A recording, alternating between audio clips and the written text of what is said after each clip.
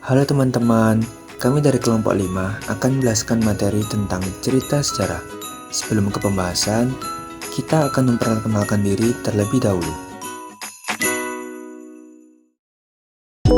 Perkenalkan, nama saya Anissa Dwi Kurniawati, nomor urut 4. Perkenalkan, nama saya Kalsa Celina Putri Setiawan dari nomor urut 6. Perkenalkan, saya Cinda Savana Sabila Iwan, nomor urut 7. Perkenalkan, nama saya Isa Danis dengan nomor absen 13. Saya Muhammad Ringo Ramdhani, nomor absen 19. Aku Raisa Askadania dari absen 23. Baik teman-teman, pada materi teks cerita sejarah kali ini, ada 5 poin yang akan kami bahas. Yang pertama itu ada struktur teks cerita sejarah, yang kedua kaidah kebahasaan, yang ketiga perbedaan dari teks sejarah dengan teks cerita sejarah, dan yang keempat ada nilai-nilai dalam teks cerita sejarah, dan yang kelima yaitu ada analisis cerita sejarah atau contoh cerita sejarah. Nah, kali ini teman-teman, aku bakal jelasin struktur dari cerita sejarah. Yang pertama, pastinya ada orientasi dong. Orientasi yaitu perkenalan setting cerita berupa waktu, suasana, tempat, peristiwa, dan perkenalan tokoh sekaligus hubungan antar tokoh dalam suatu cerita. Setelah orientasi, ada pengungkapan peristiwa. Pengungkapan peristiwa yaitu peristiwa awal yang menimbulkan berbagai konflik bagi para tokohnya, terutama tokoh utama dalam cerita. Setelah bagian pengungkapan peristiwa, ada yang namanya bagian rising action atau bagian menuju konflik, di mana terjadi peningkatan masalah yang mulai semakin rumit antar tokoh cerita. Setelah bagian rising action, ada juga yang namanya puncak konflik. Puncak konflik juga bisa disebut sebagai komplikasi. Komplikasi ini adalah bagian yang paling mendebarkan buat seluruh pembaca, karena di dalamnya berisi puncak dari konflik yang terjadi. Bisa berupa pertikaian atau peristiwa lain yang dihadapi oleh para tokoh, sekaligus penentuan tokoh untuk menyelesaikan masalahnya. Nah, setelah bagian komplikasi, ada bagian resolusi atau penyelesaian masalah. Bagian resolusi ini berisi penjelasan tentang sikap atau nasib yang dialami tokohnya setelah puncak masalah yang dihadapi. Bagian struktur yang terakhir yaitu koda. Koda berfungsi sebagai penutup yang berisi komentar atau kesimpulan dari suatu cerita. Oh ya, koda ini bersifat opsional loh teman-teman, jadi boleh ada dan boleh juga tidak. Nah, itu dia bagian dari struktur cerita sejarah. Gimana? Udah paham belum?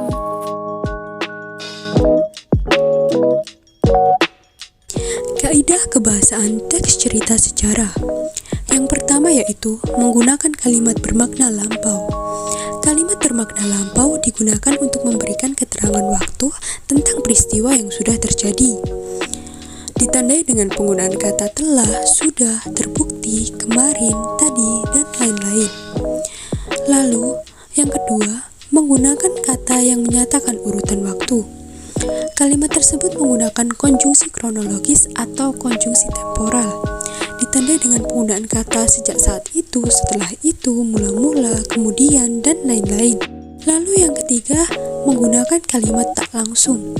Kalimat tak langsung digunakan untuk menyampaikan kembali ucapan yang pernah disampaikan tokoh, tanpa mengutip keseluruhan kalimatnya. Ditandai dengan penggunaan kata mengatakan bahwa, menceritakan tentang, menurut, mengungkapkan, menanyakan, menyatakan, serta menuturkan. Di sini saya akan melanjutkan kaidah kebahasaan. Yang keempat, yaitu menggunakan kalimat langsung. Kalimat yang berasal dari tuturan tokoh tanpa adanya perantara. Ditandai dengan pemakaian tanda petik. Yang kelima, menggunakan kata kerja material. Jenis kata kerja yang digunakan untuk menunjukkan perbuatan fisik. Contohnya, berlari, menulis, melempar, mengumpulkan, berjalan, dan lainnya. Yang keenam, menggunakan kata kerja mental. Jenis kata kerja yang mengekspresikan respon atau sikap seseorang terhadap suatu tindakan, keberadaan, atau pengalaman. Contohnya, memikirkan, memperkirakan, merasakan, menikmati, mengharapkan, dan lainnya.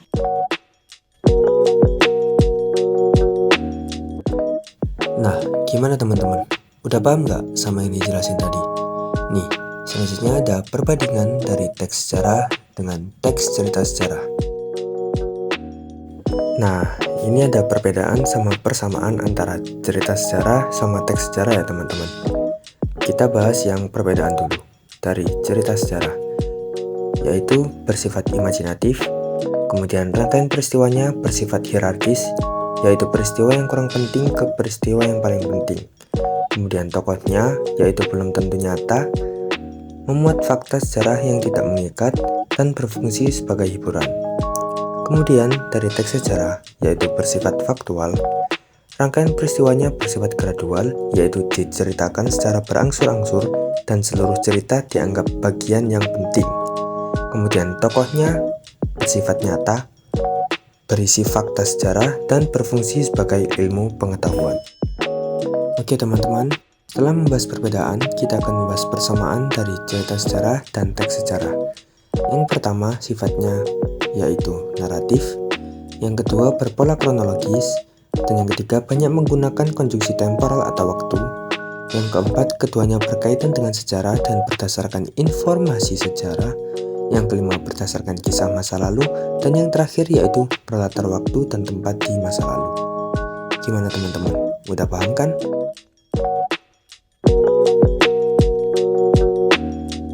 Baiklah, kita akan lanjut ke subbab berikutnya, yaitu nilai-nilai yang terkandung dalam teks cerita sejarah. Nilai yang pertama yaitu nilai agama. Nilai agama merupakan nilai-nilai dalam karya sastra yang berkaitan dengan kehidupan beragama manusia. Agama apapun tidak disebutkan secara spesifik. Biasanya, nilai ini dapat diketahui dengan simbol agama tertentu, kutipan atau dalil dari suatu kitab suci, dan penggambaran nilai-nilai kehidupan yang dilandasi ajaran agama yang bersifat universal.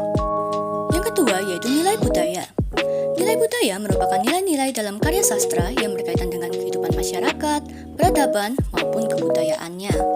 Biasanya, nilai ini dapat diketahui dengan penggambaran adat istiadat, bahasa dan gaya bicara tokoh yang mencerminkan bahasa tertentu, serta kebiasaan yang berlaku pada tempat para tokoh. Yang ketiga yaitu nilai moral atau nilai etik. Nilai moral merupakan nilai-nilai dalam teks cerita sejarah yang berkaitan dengan ajaran mengenai akhlak budi pekerti manusia di kehidupan sehari-hari. Biasanya, nilai ini dapat diketahui melalui deskripsi tokoh, hubungan antar tokoh, dialog, dan lain-lain. Yang keempat yaitu nilai estetis. Nilai estetis merupakan nilai-nilai dalam teks cerita sejarah yang berkaitan dengan keindahan struktur pembangunan cerita, fakta cerita, dan keindahan teknik yang digunakan oleh penulis dalam menyajikan ceritanya. Nilai estetis ini bersifat relatif, sehingga keindahan yang dilihat oleh satu orang dengan orang lain dapat berbeda. Yang terakhir yaitu nilai sosial. Nilai sosial merupakan nilai-nilai dalam teks cerita sejarah yang berkaitan dengan tata pergaulan antar individu dalam kehidupan masyarakat. Biasanya, nilai ini dapat diketahui dengan penggambaran hubungan antar tokoh. Selanjutnya menuju ke contoh cerita sejarah. Di sini, kami mengutip dari novel Semua Untuk Hindia karya Isaka Banu yang berjudul Tangan Ratu Adil. Inilah kira-kira pembacaan teks tersebut. Di dalam sana, di atas tikar, aku segera tertidur dan tidak tahu apa mimpiku. Aku tergagap bangun. Max Havelaar. Ya, itu potongan sajak dalam buku yang berulang kali kubaca sebelum berangkat ke Cilegon. Melintas begitu saja di kepala. Kuperiksa perban yang membalut pinggang, tak ada infeksi. Kurasa aku kelelahan dan tertekan, sehingga tertidur sampai pagi memeluk leher kuda. Untung tidak terpelanting di jalan, kutarik kekang. Hewan yang semula berjalan sangat lambat itu, kini berhenti. Agak ceroboh, kujatuhkan diri ke atas rerumputan yang masih berembun. Gerakan itu ternyata membuat pinggangku terasa seperti disobek oleh tangan raksasa. Luka kembali terbuka. Aku mencoba berdiri, namun kepala masih terasa berputar. Mungkin karena cukup banyak darah yang keluar. Mungkin juga lantaran belum terisi makanan sejak kemarin malam. Tapi, tak bisa kutunda lebih lama. Aku harus ke Serang mengabarkan peristiwa ini. Untuk kelanjutan ceritanya, kalian bisa baca sendiri ya teman-teman.